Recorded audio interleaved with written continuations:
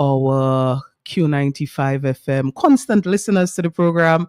And good morning to our social media listeners who are not popping on yet, but they will shortly.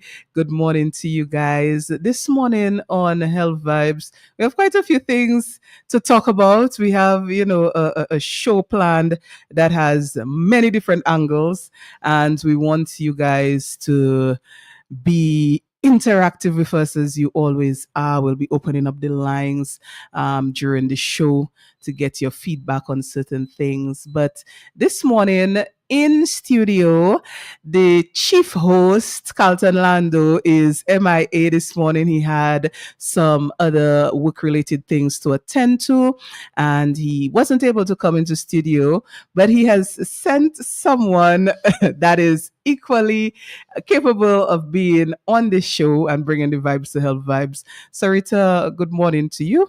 Good morning, Trudy, and good morning to all of our listeners. Yes.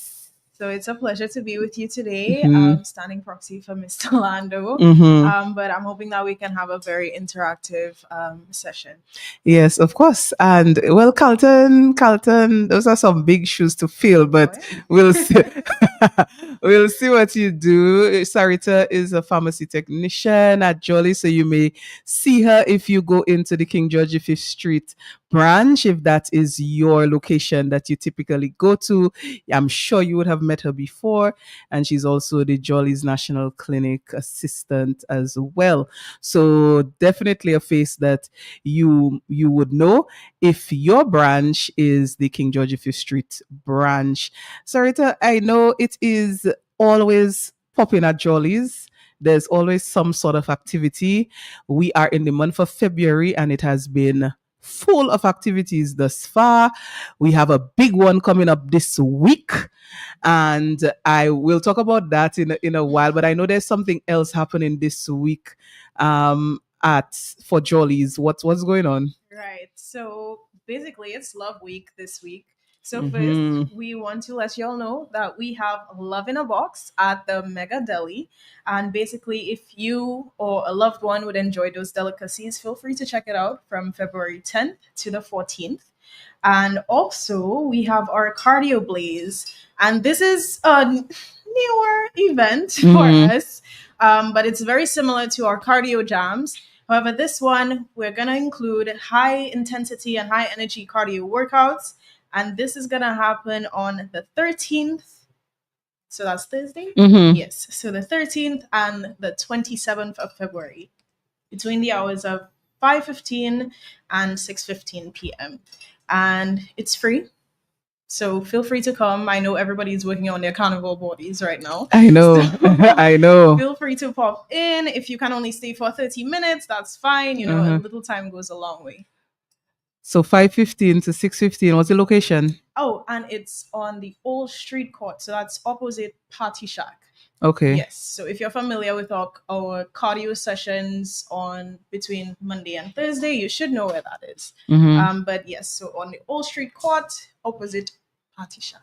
Opposite Party Shack. So February 13th, that's Thursday, and the 27th, that's also a Thursday.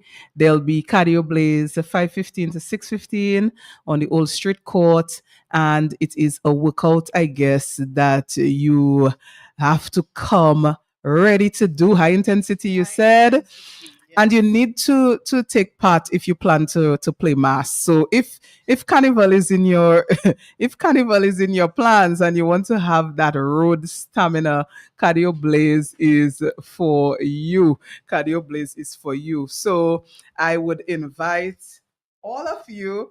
I'm not even saying I'm inviting myself, but I'm inviting all of you to come on down to Cardio Blaze this Thursday and also the following Thursday, the 27th, because it seems that it is the workout that you need to get you, well sorted out for this season. But this week, we also have something major happening, first of its kind. And that is also happening on Thursday, the 13th.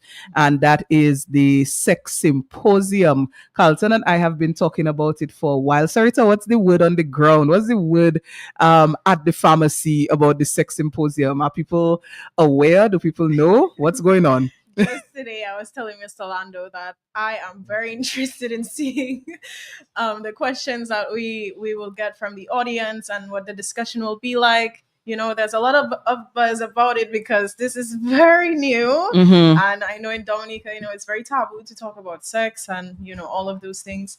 But we're very excited to see the turnout and we're excited to hear from you guys and, just engage you in that discussion. Right. So the Sex Symposium will be held at the UE Global Campus Auditorium, and it will be from 6:30 p.m.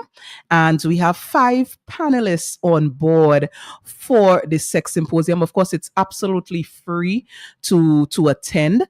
So you can attend this symposium for free. It's open to adults, so 18 years and over.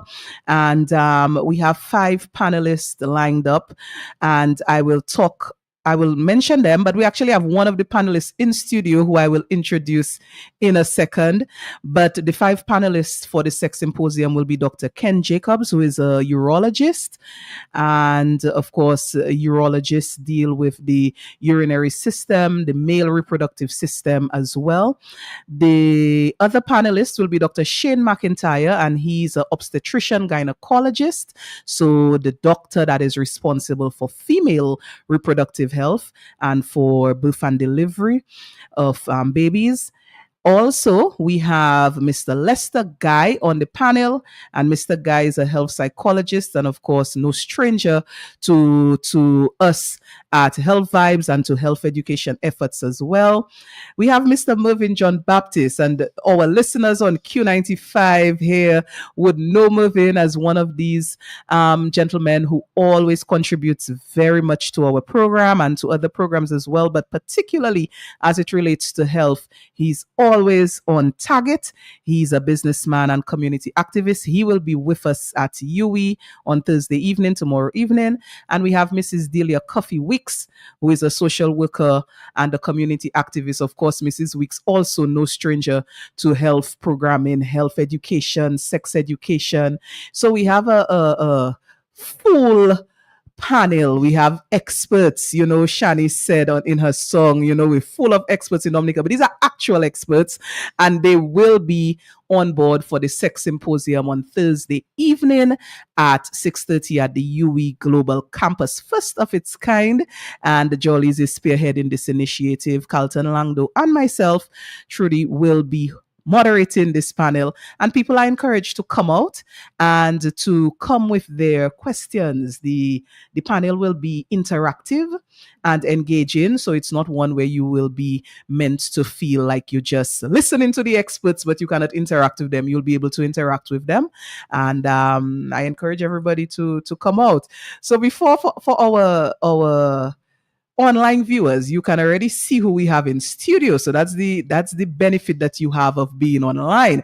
If you're not on Q95 FM's Facebook page or YouTube channel, I encourage you to jump on if you can, because you'd already see who we have in studio.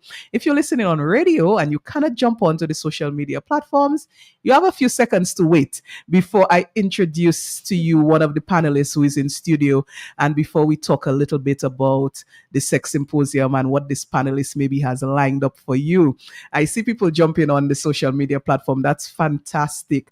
Let's take a short break. We're going to take a little break and we're going to come right back, and I'm going to introduce you to one of the Sex Symposium panelists who we have in studio this morning. Who say health cannot have vibes? Well, Jolly's Pharmacy is proving you otherwise. With Health Vibes. Every Wednesday morning on Q95 from 10 a.m. to 11:30. Health Vibes. Education, information, and a bit of humor. And not forgetting lots of vibes. Hosted by Carlton Langdo with co-hosts Jacinta Fagan Defo and Trudy Kristen. Jolly's Pharmacy is bringing health and vibes together every Wednesday. So be sure to tune in. Health Vibes every Wednesday on Q95 from 10 a.m. to 11:30. Jolly's Pharmacy, leading the way in healthcare. Woke up this morning feeling real stink. I had intentions to call it sick, but I end up in Jolly's Pharmacy. Red and down in the street, Jolly's fix up my immune system. Have me feeling fit and strong, now I'm ready to work and take on any mission. If you see me again, Jolly's Pharmacy is number one, Jolly's again. We cater for everyone, Jolly's again. Boost up your immune system, Jolly's again. Yeah. Yo, Dominic is the white water box. Whenever I'm in town and I'm feeling down, I head to Jolly's Pharmacy. They boost me up real quick. Jolly's Pharmacy, leading the way in healthcare. Yes, and we're back with you.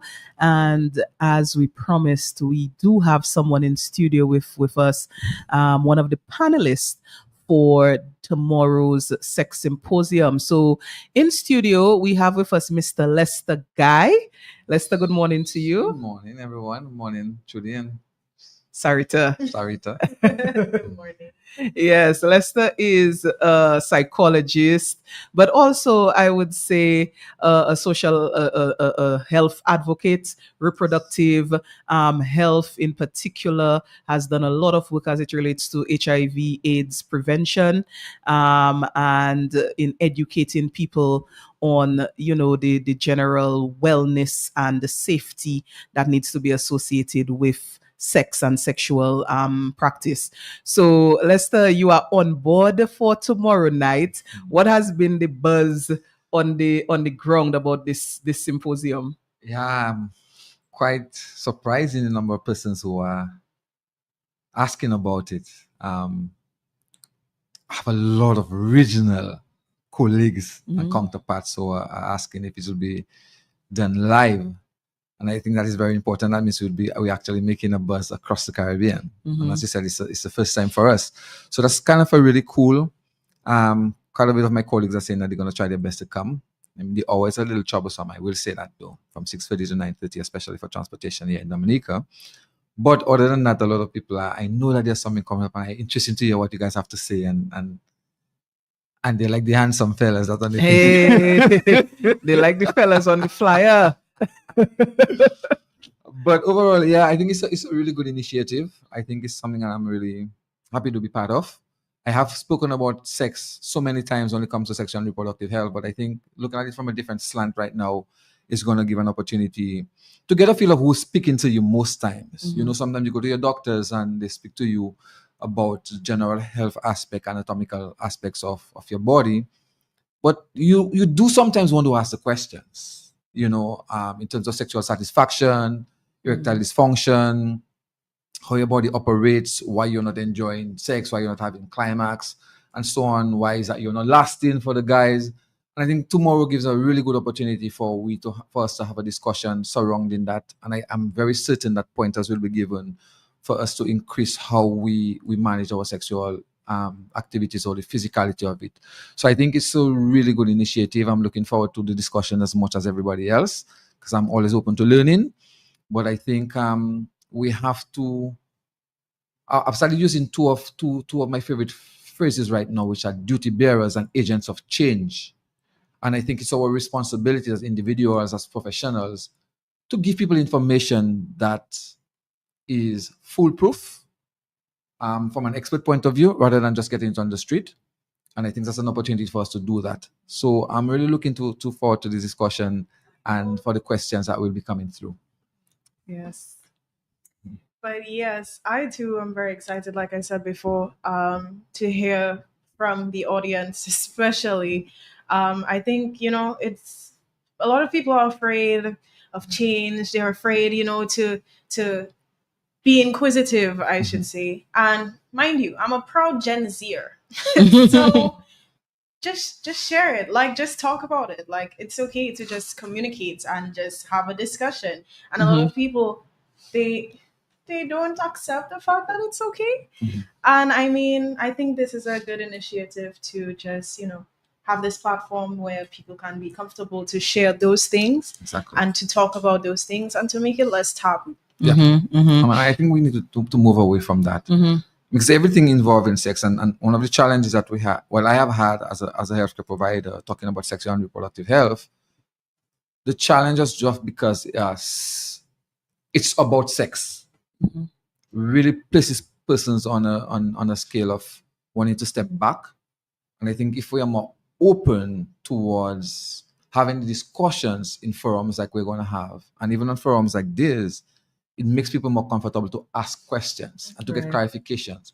Because there's a lot of myths and misconceptions around sex and sexual activities. And let me give you a typical example. I've been to a school once and a young woman asked me, but Mr. Guy, most of my friends are talking about sex. Why is it I don't feel for sex? You understand? And is that something that you have to walk us through as to where you are in terms of your emotional and physical development, what is interesting you right now at that point in your life, and it gives an opportunity for a rapport. And you can give back, you can give feedback that makes the person feel comfortable about where they are. As I said to my son who's 20 all the time, sex is not running away.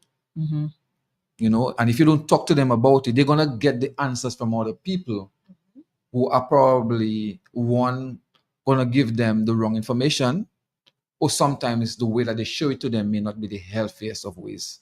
So I think it gives an opportunity for that type of discussion. Also. Lester, what are you seeing? Of course, you're a psychologist. You do counseling as well. You just mentioned, you go to schools. You give talks, you interact with young people. Are you seeing reluctance to the conversation of sex, sexual activity, sexuality? Are you seeing a reluctance amongst people that you are engaging with? And if you are, what is the age group or demographic that you see in the most reluctance in? So what is it like for you as a psychologist dealing with these topics, and who is reluctant, if people are reluctant, let's just say if, and what demographic are they coming from? So this is a nice question. I'm glad that Sarita mentioned that she's a Gen Z. I have a Gen Z at home. Okay. All right. And I think they're pretty more comfortable about talking about sex, sexuality, experiences, because the type of conversations that my son have with me, I find is really cool, about sexual activities and what his friends are saying and some of the practices that they have.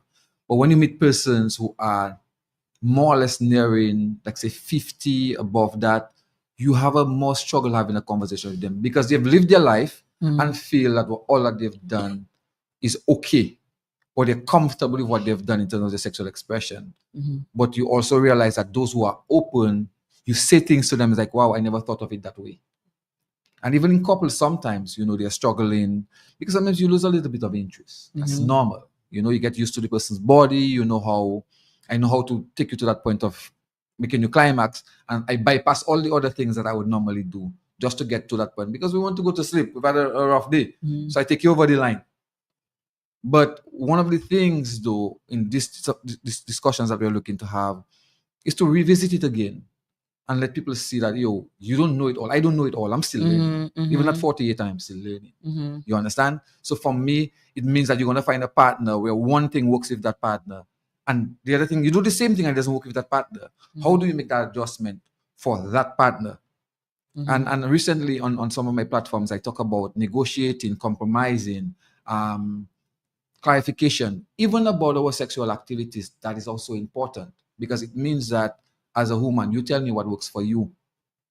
And that is important because I may assume that what I'm going to do with Jane is the same thing I'm going to do with Jacqueline. And I get a totally different response because her sexual experience or socialization, that's the word I normally use. Her sexual socialization is different from what Jane own was. So you have to look at it that way, and that's where the communication and the negotiation and meeting the person halfway comes into play. I'm not saying I'm an expert. What I'm saying, I know that when you speak with people, it's about communicating what the needs are, finding out what your body is. And unfortunately, and I will say that one, which is something I am always a little careful of. I've met too many women who have been sexually assaulted at early ages and are still struggling with their level of satisfaction in their sexual activities with their partners because of those primary trauma that they would have had. And sometimes to get over that hump, you have to really get someone who's caring and understanding for you to feel so comfortable that you give your body comfortably and you get to the points that you want to get. You understand? And then there's the other aspect of young men where when we're in our mid-20s, we're trying to prove a point.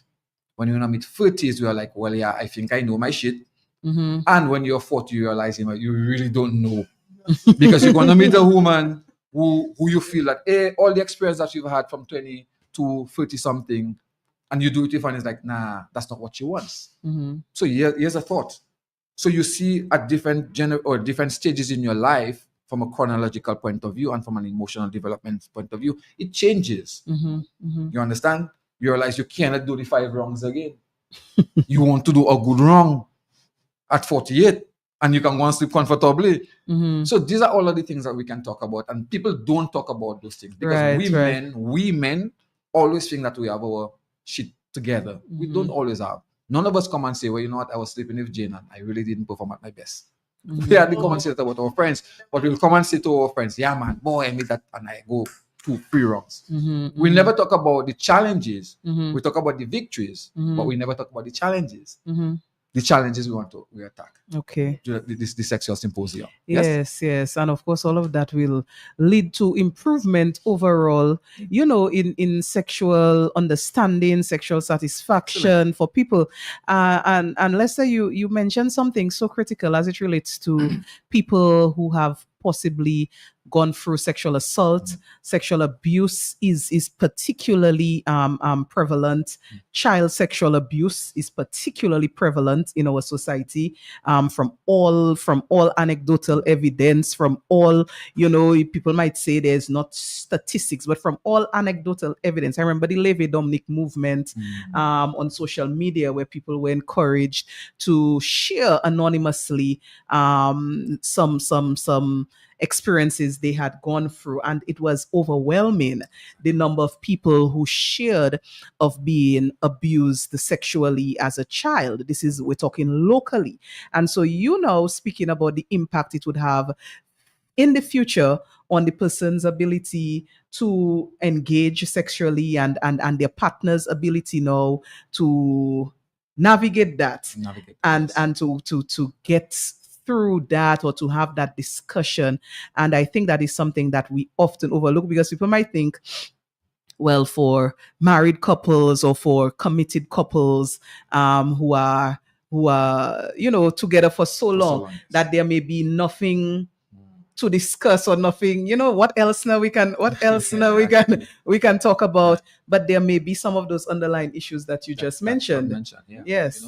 And again, I mean, exploring is good, You explore, sometimes, as I said, sometimes things become a little mundane or easy to follow. What else do you add in your life, in your bedroom, with your partner to make it more encouraging, to make it more satisfying for the person? And then we have discussions again, and that's touching on everybody's bit, where we talk about transactional sex and all of those things. And people always say, well, maybe sex workers are not enjoying sex because it's just a service they're providing. How do we navigate that? How different it is from me being with my person and for another gentleman who is just paying for sex? How do you navigate through this thing? How do you have this discussion and realize that people have needs at different level? So you look at all of those things. Then you think of young people who are exploring and what they see on television. I remember, again, in the same school, a young man said to me, he understands that when a woman not squirting, she's not enjoying sex. All of those things are misconceptions that children have in their mind because they see it on pornography, and they see it, and they think that this is the ideal sexual encounter. It isn't. You understand? So what is the whole aspect of, your Caribbean people say, well, I like makeup sex. That's the sex that turns me on. In comparison to, you have a beautiful day with your person, spend a wonderful day with that person, and you culminate by that activity. How do we measure those things? Because some people tell, makeup sex is the best sex. You understand? So it depending on the individuals, it depending on the frame of mind that you're in. It's also depending on a woman's cycle, where she is emotionally from a hormonal point of view. Because you will do something today and you're like, wow, but she didn't reach over the edge, because her body is different at different times. One is the time that she's more vulnerable, one is the time she's more emotionally open. All of those things we can talk about. Right. Because sex is a really broad thing. It's really broad, and you can take it from so many different aspects. And that's why I'm mentioning them. And these are the things that we're going to cover. Yes. You Yes. understand? In terms of quality of life is another one that I don't want to miss before I leave. Quality of life. When a man has diabetes, where sensation are changing because of diabetes, because that do affect you to an extent. The same way we will not feel sensation in our toes because the edge of a man's shaft is sensitive and he has is diabetic. Holding an erection might be more difficult for him. The medication he's taking might affect it. How does that change his quality of life? When you've been a rooster all of your life, but you're 40-something, 45, 46, you have diabetes, you may be in a family that have prostate cancer, all of those things are going to change how your body functions. Your quality of life is going to change because you may get frustrated. You may become resentful. You may decide when you want to be with your partner and you just cannot measure up how frustrated she may or may not find another person. All of those things are going to affect. And we are just talking about just sex. Just sexual activities and how it can change your quality of life and how you relate to people around you. So all of those things are things that we need to look at. Yes, and that's so important. And I really appreciate the fact that at this symposium, people will have the chance to ask certain questions that they may have. You know, I'm seeing someone, I have one, but I'm seeing one of our YouTube listeners here has a question. Let me pose it to you. She's asking you, Lester, specifically, whether men have sex in two ways, for pleasure and pressure. So the question is, are there two ways that men have sex, for pleasure and for pressure? I guess, you know, for pleasure, But yeah, or for yes, stress. for stress. That is the thing. And guess what? I think I was on a program here when I remember we were talking about why do people engage in sexual encounters? Pleasure, reproduction, emotional attachment.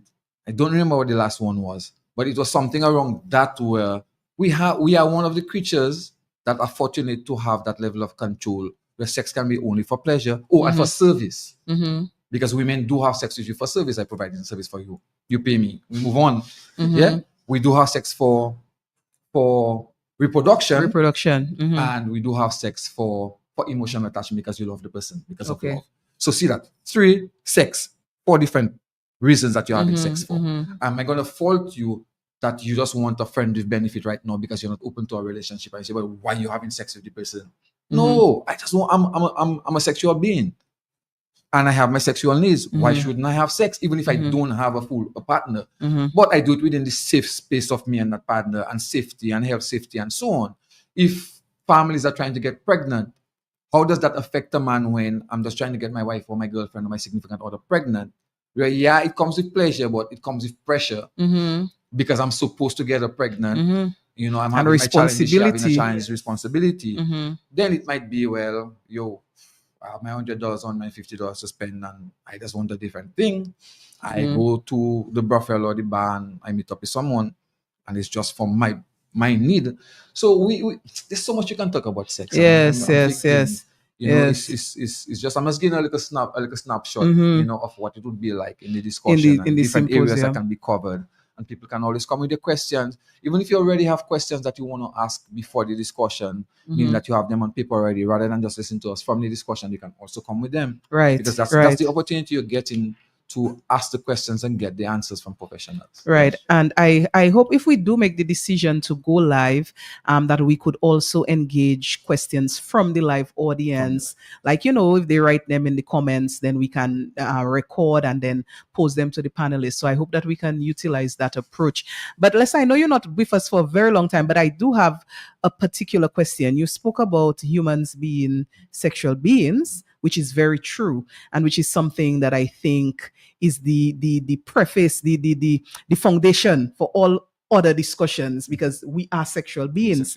But there are different people that possibly, just because of our cultural norms or our societal norms, we do not think are engaged or should be engaged in sexual activity. And I'm talking specifically not about children, because obviously that is a no, that is against the law, that is against, all moral standing that you can have. But I'm talking about categories of people such as the disabled, such as the elderly, such as possibly the obese, people who, based on our cultural or societal standards, might not be seen as having sexual needs. Needs. Yes, because this person is disabled, in a wheelchair, or this person is an old person already. What is that sexual discussion about for them?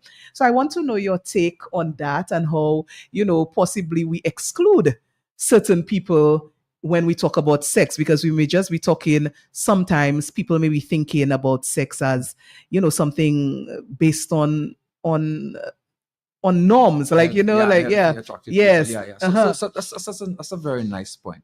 So one of the first things that comes to my mind is the question that people ask: when should people start having sex? Mm-hmm. So that comes to mind 1st for me. And sometimes people ask, when should young people start having sex? And you're like, well, I cannot tell you when you should start having sex, but I know the age of consent in Dominica is 16 years. Mm-hmm. Good. But it may also mean you meet a 17 and 18-year-old who's not emotionally ready for sex. Yeah? So I won't encourage it.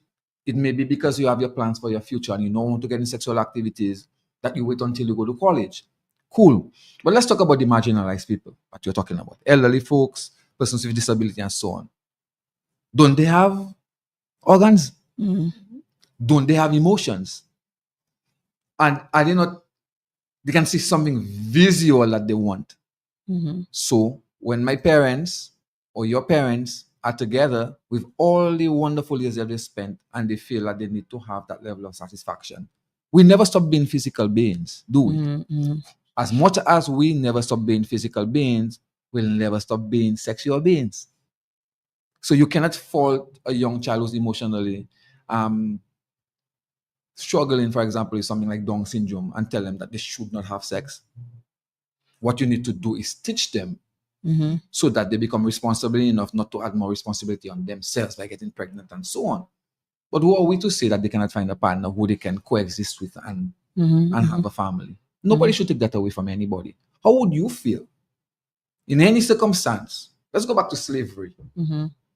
Young, attractive, black, ebony women and men. And because I'm somebody's property, I'm not supposed to engage in sexual encounters.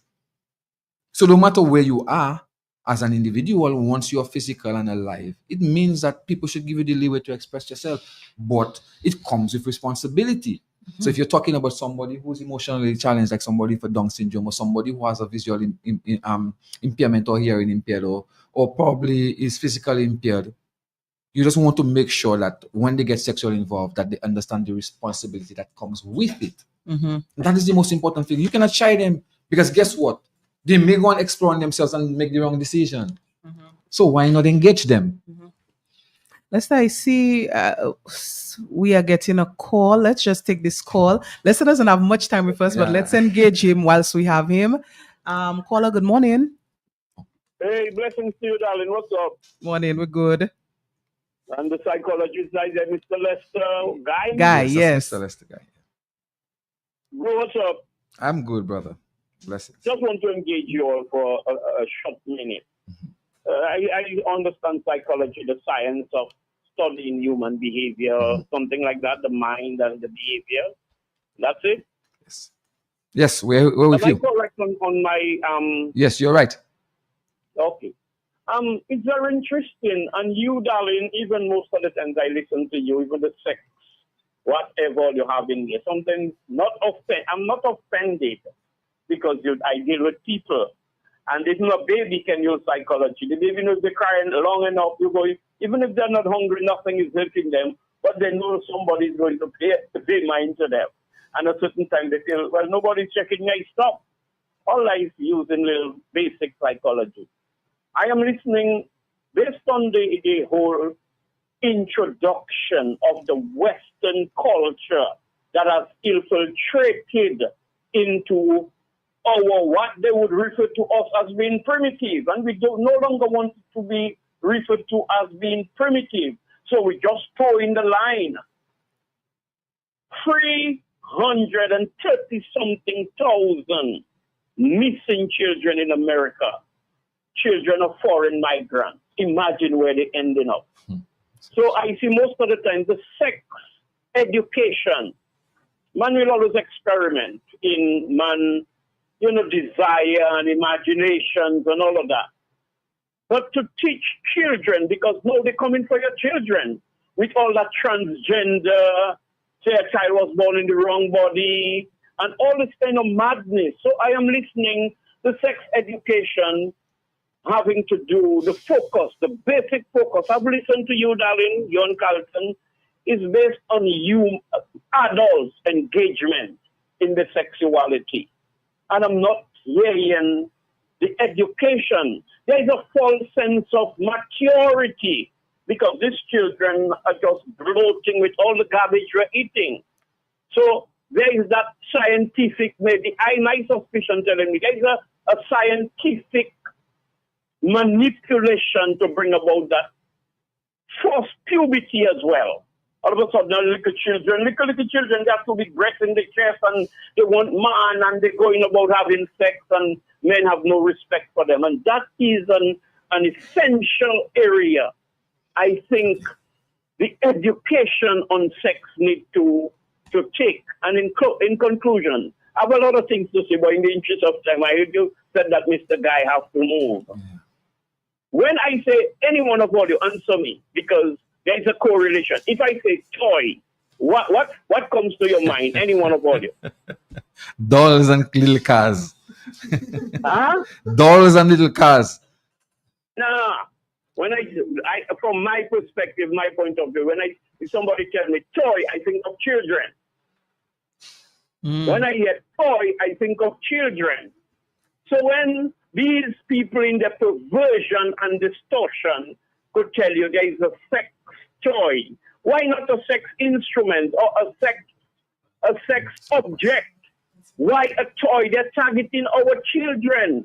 So while we are preoccupied in all the excitement in the bedroom, the threesome and the tensome and all kind of orgy and all kind of thing. Yeah, but our children are being extracted from us, where you cannot tell a child what to do, or the child wants to change the sexuality and all this madness. Wonderful point, man.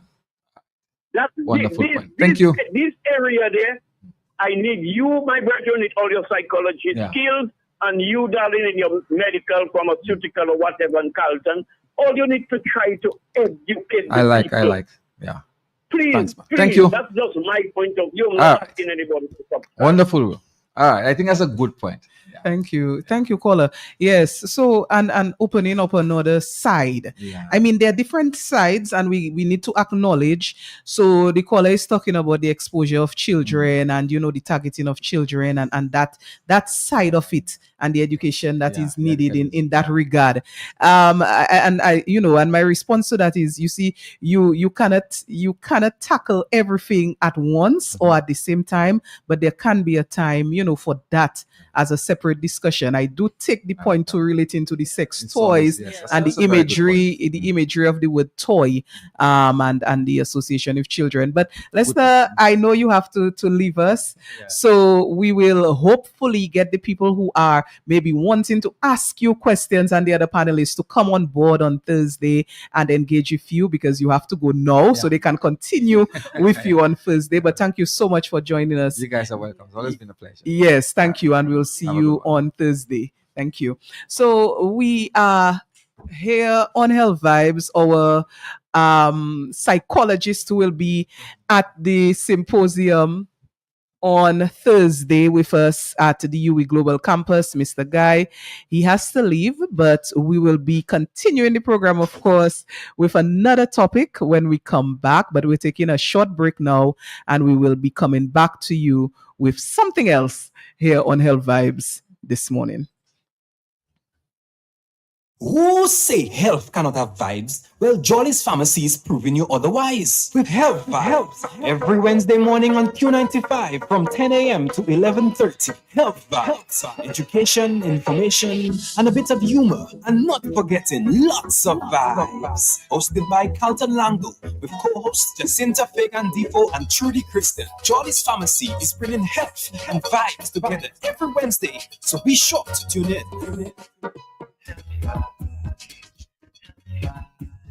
Health Vibes every Wednesday on Q95 from 10 a.m. to 11:30. Jolly's Pharmacy, leading the way in healthcare.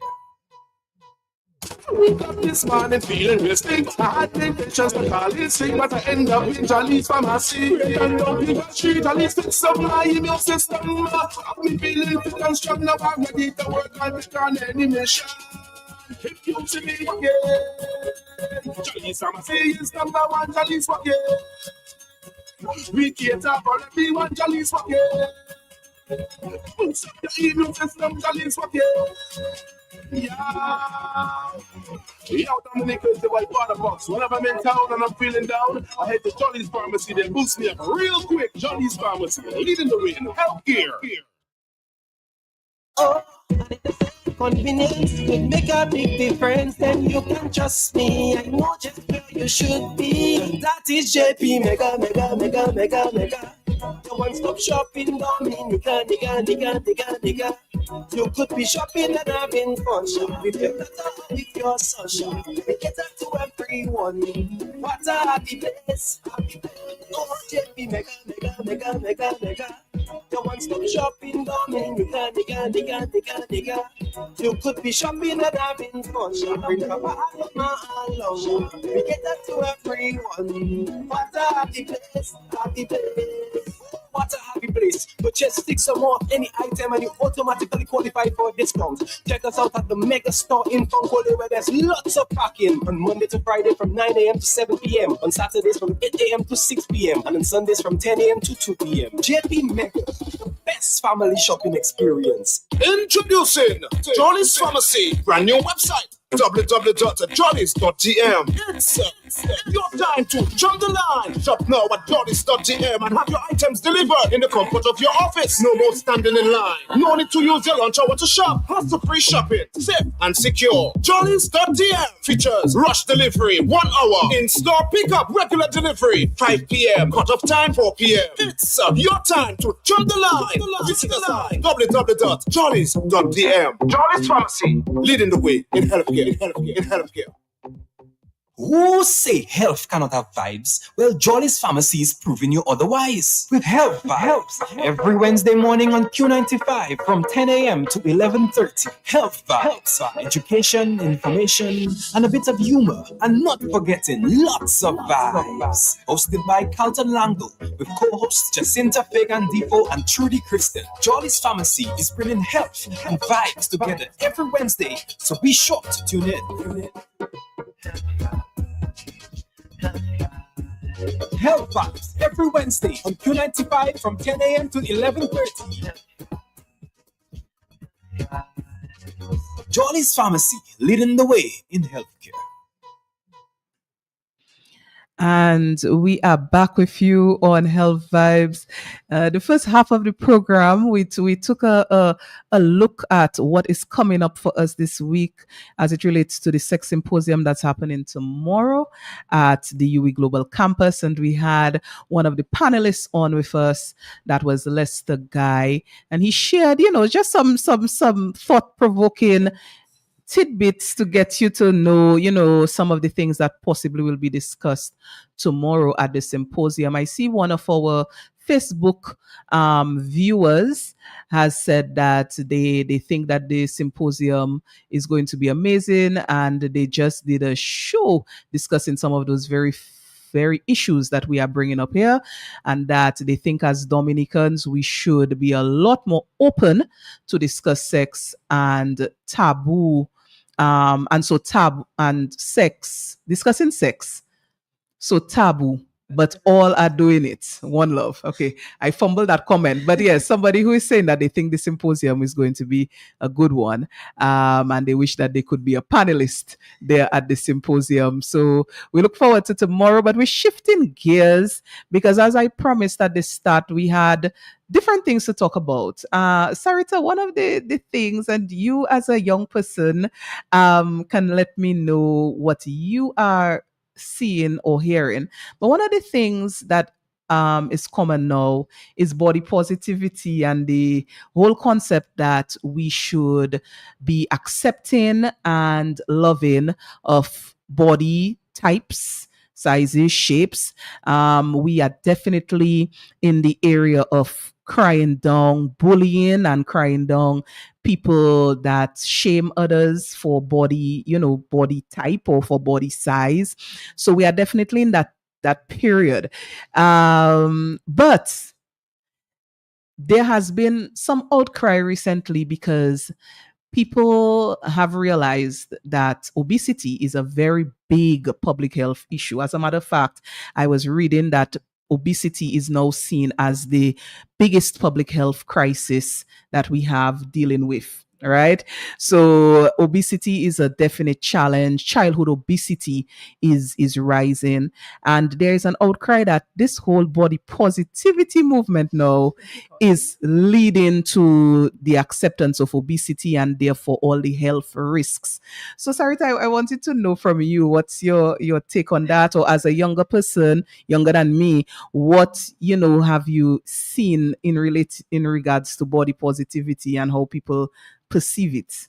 I think, before everybody's on social media and everybody's consuming a lot of, different opinions and different views on, their bodies and all of that. But I think just recently, things are a lot more accepting now, honestly. Like a lot of people are on the gym trend now. Okay. As a trend, yes, but still keeping fit, still going to the gym, getting their eating right. But on the other side of the spectrum, you have people who are very okay with how they feel, very okay with their bodies, with their self-esteem and, feeling good, in their bodies. About themselves. So I think, especially now, people are very accepting of how they feel. Maybe not in Dominica, but even globally, like you find that a lot of people are a lot more comfortable however they are. You find a lot of people saying, Carnival will get whatever body it gets. Yes. Yes. But yes, so yes, and then after Carnival, we'll hear the cry out, the outcry about the types of bodies that were in particular costumes and the appropriateness of certain costumes for certain bodies. But there is. Do you believe that us being accepting of or becoming globally, as you said, more accepting of different bodies is causing us to have this higher rate of obesity that we see now? Do you think there's a causative link? What do you think? Honestly, I do. I do believe that, people are a lot more comfortable, just being, I don't want to say it like that, but being obese and just being in their bodies. And I think it definitely contributes to it. I think, I lost my train of thought. But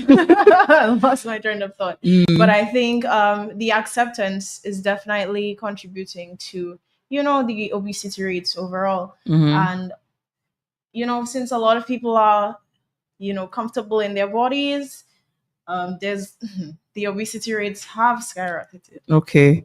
So you think there's a causation there? I do. Yeah. So it's a big argument. I mean, there are other factors people will say that are leading to the increase. And it's not just the mindset of acceptance, but also of lifestyle. I mean, it's not for everybody. It's not for everybody. But you'll find out most people are, just okay with being, accepting more. So we had this discussion at the high school level through the intersecondary schools debating competition, which I spearhead, and people will hear me talking about all the time. And we had such an interesting debate 2 weeks ago between the Convent High School and the Wesley High School. And there was a young lady from the Wesley High School, Adore Defoe, and she got the prize for Best Speaker. And her take on this whole topic area was she opposed. She did not feel that body positivity was dangerous because it was leading to obesity, adolescents, embracing obesity essentially. So I wanted us to listen to her a bit and what she contributed at that debate. And then we will, get from our audience what are their views on this whole body positivity and obesity issue. So let's listen to Miss Defoe from the Wesley High School, who spoke on this topic 2 weeks ago. To deliver her arguments, Miss Adore Defoe, I call you to the podium. Miss Defoe has 7 minutes in which to deliver her argument.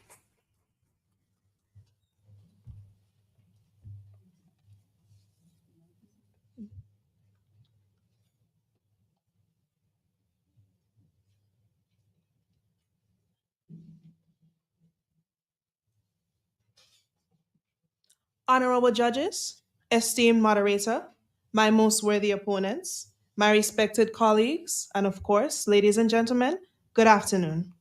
My colleague has presented a compelling case that the body positivity movement is not dangerous. And I will repeat, not dangerous. She has presented the undeniable truths of the body positivity movement by highlighting its benefits of uplifting individuals and challenging restrictive societal norms.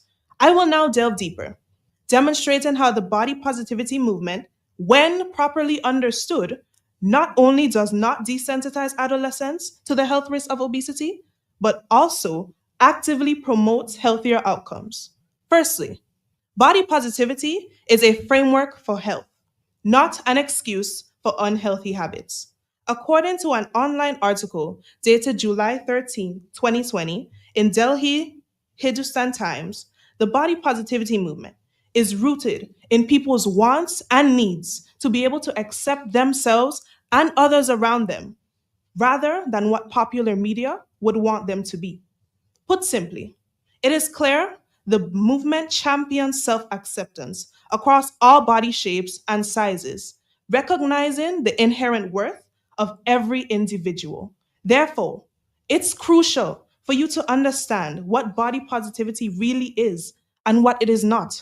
It is not about promoting unhealthy behaviors, it's about fostering a healthy relationship with one's bodies, which includes recognizing the importance of overall well being. Esteemed moderator, permit me therefore to examine the research from the National Eating Disorders Association, which highlights that body positivity, when practiced authentically, emphasizes one, health at every size. This concept focuses on adopting healthy behaviors such as physical, regular activity, and nutritious eating, regardless of weight and shape. Two, respectful and inclusive language, avoiding weight based discrimination and promoting a compassionate approach to health. Three, challenging unrealistic beauty standards, promoting diverse body representations and encouraging self acceptance. And lastly, empowering adolescents, building confidence and cultivating health.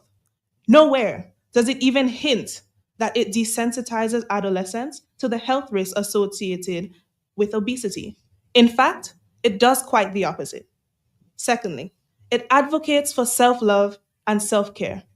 Esteemed moderator, honorable judges, most worthy opponents, we know that adolescence is a critical period for shaping self esteem.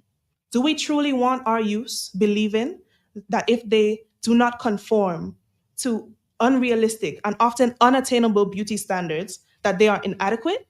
The answer? A resounding no. Hence the remedy. Body positivity provides a powerful antidote to this harmful narrative. It was clinical psychologist Dr. Ruby in an article printed April 29th, 2022, who noted that research has shown that body image is closely linked to mental health and weight management. Let's then clear the air. It is by fostering a positive body image we help with weight management and empower adolescents to prioritize their well being. According to the Better Health Channel, well being is a combination of social, mental, emotional, physical well being. My most worthy opponents, be reminded that the movement has never purported overeating or not paying attention to oneself, or even for making money. Now let's refer to another research from the Journal of Adolescent Health, which demonstrates that adolescents with a positive body image are more likely to engage in regular physical activity. Cultivating self compassion, a core tenet of body positivity, can lead to healthier eating habits and improved self care behaviors. Esteemed moderator, am I to believe that those of us who love how we look and have a positive body image don't exercise or just neglect our health? Or those who fall under the category of obese, it is because they are a part of the body positivity movement? It would really be a sad day when the answer to that question is yes. My most worthy opponents, with all due respect, I think you need to clearly examine the goals of the body positivity movement. It has never encouraged neglect of health or the making of money to eat. Self love is self love. Thirdly, let's look at the causes of obesity. It was cited by Dr. Ruby that the three main reasons for obesity are lack of exercise, environmental factors, and genetics. Well, I've got news for you. The body positivity movement has placed a check mark on A, exercise, which I've already mentioned, environmental factors like body shaming and discrimination, which my colleagues so gracefully discussed, and coping with obesity, even if caused by genetic issues. A coin has two sides. So, taking a collaborative approach, it is crucial to acknowledge that obesity poses significant health risks. However, stigmatizing individuals based on their weight is counterproductive. The World Health Organization emphasizes that weight based discrimination can lead to social isolation and mental health issues. A compassionate, a supportive approach combined with evidence based health education is more effective in addressing obesity than shame and stigma. Body positivity advocates for a collaborative approach that addresses health concerns while fostering inclusivity and respect. In conclusion, honorable judges, the body positivity movement, when practiced authentically, does not desensitize adolescents to the health risks of obesity. Instead, it provides a framework for fostering healthy relationships with their bodies, empowering them to prioritize their well being, and addressing health concerns with compassion and inclusivity. Thank you. Yes. So that was a young Wesley High School student, Adori Defoe is her name. And she convinced the judges that body positivity does not desensitize adolescents to the health risks associated with obesity. So in her argument, and she was very passionate about what she was saying. Yes, that body positivity removes the stigma and the, that sort of feeling, and is beneficial for mental health. And then she pointed to what were the causes of obesity. And so she did a very comprehensive argument. She convinced the judges, she won her debate, and she also won Best Speaker. But yes, she was very fluent, very articulate. But I want to hear from, from our listeners, and what is their take on this whole obesity crisis and its correlation to us being more accepting of different body types, shapes, sizes. How does that correlate? Our numbers are 449-3095, 449-3096, 449-3097, and 616-42 9657. If you're calling from overseas, the number is 305 432 9624. I see some people weighing in already online, but I want to get some feedback from our listeners as to what they think about obesity and the crisis that we currently have, and how people are now pushing a body positivity approach. I'm seeing someone saying that obesity could never be a good thing, and that genetics, whoa, shocker, had to run from that truth. Right. So I'm seeing someone weighing in here on the discussion obesity. But if you want to weigh in as well, feel free to call. But Sarita, from what you heard, I know you maybe started off with a different stance. She convinced me too. No, really, because taking into consideration everything that she said, I get where she's coming from in terms of it being a framework to, I guess, take better care of yourself. Mm-hmm. Initially, my statement was it does contribute to obesity in the everybody might be, a bit more relaxed and, yes, that's me and that's my body. I'm not going to change. But I think it definitely, what's her name? Adore girl. I'm convinced. You got me. I see we had a caller calling in. Let's take this call. Caller, good morning. Hey, blessings to you, darling. Hi, good morning. And the lady in the house is the lady you played the audio of a while ago? No, she's not in the house. The lady I played the audio of is a Wesley High School student, and she was taking part in a debate 2 weeks ago. In the house, we have Sarita Maxime, who is a Jolly's pharmacy technician. Okay. Let me acknowledge the lady that is there as well, if I did not at the first intervention. Good morning. It's blessings. It's very interesting. I talk about the manipulation or perversion of maybe false puberty and the false sense of maturity, but what about mental maturity? So I was talking about the children, and I told I'll give you the figures a while ago, 330-something missing children. That was in America, children of illegal migrants. Very interesting. Let us deal with the obesity. Mm-hmm. How do you make such an unhealthy condition a fashion?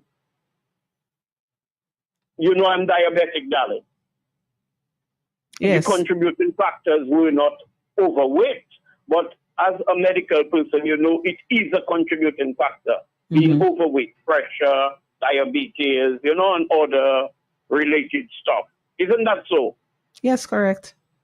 So years ago, I heard there was a thing, Miss Big, Bold, and Beautiful.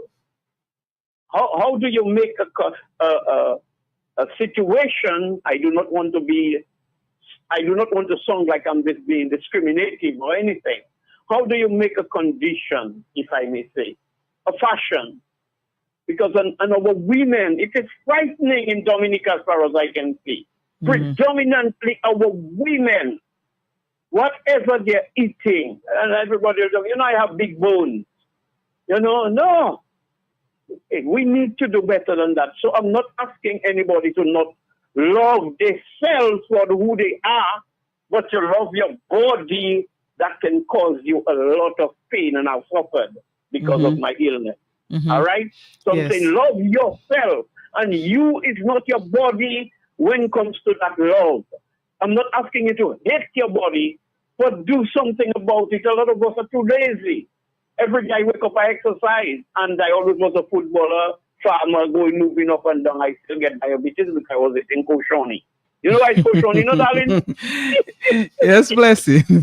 So please, I am just saying, we have to be very, very, very careful, because there are people that are controlling, like skillfully determining how we behave.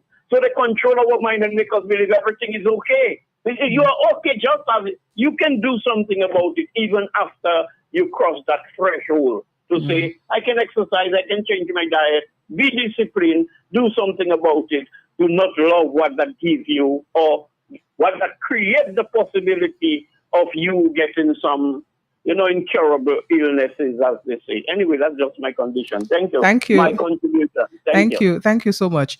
So yeah, so I think you see there are different sides to this, because like the caller is saying, he's not saying people shouldn't love themselves, but basically should not accept an unhealthy condition. In this case, we're discussing obesity. Obesity is an actual medical condition, right? Should not accept that it's okay. And the argument can go in this way as well. Is it that we saying to accept that it's okay, or to, whilst you're going through the condition, to be accepting of what you're going through? So I think I do take his point that you should not be complacent. He spoke about not being lazy and actually trying to fix what it is. But whilst you're trying to fix the condition, what should be your perception of self?